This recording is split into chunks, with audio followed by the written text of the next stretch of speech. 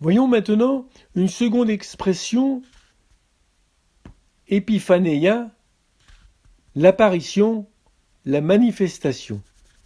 Épiphanéia vient de épi, sur, approprié, qui intensifie phaino. Se manifester, apparaître, au sens propre, c'est l'apparition d'une réalité cachée, littéralement une épiphanie, une révélation. Épiphanéia est la racine du terme français épiphanie.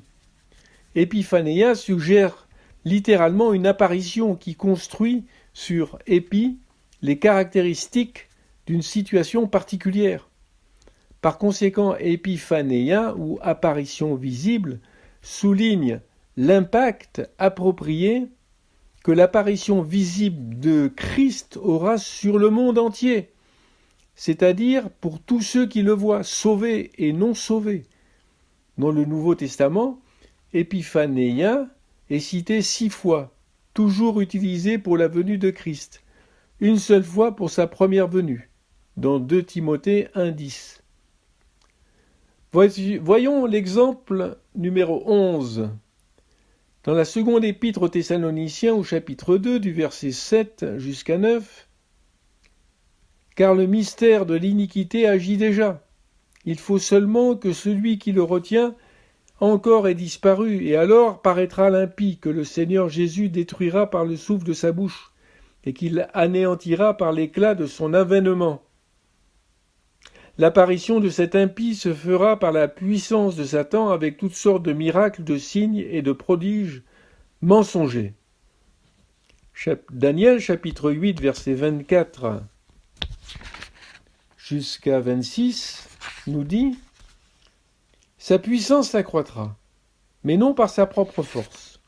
Il fera d'incroyables ravages. Il réussira dans ses entreprises.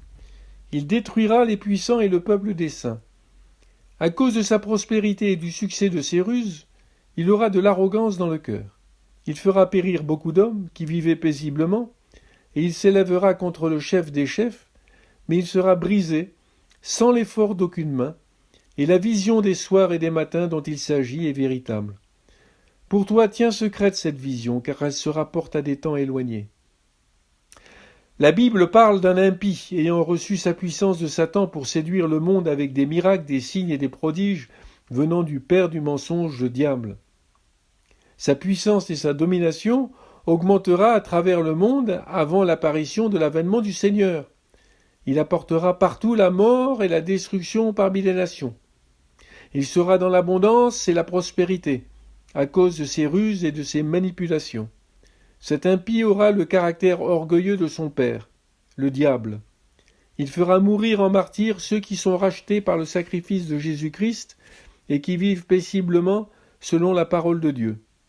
Cet impie sera détruit soudainement par le souffle de la bouche du Seigneur Jésus-Christ.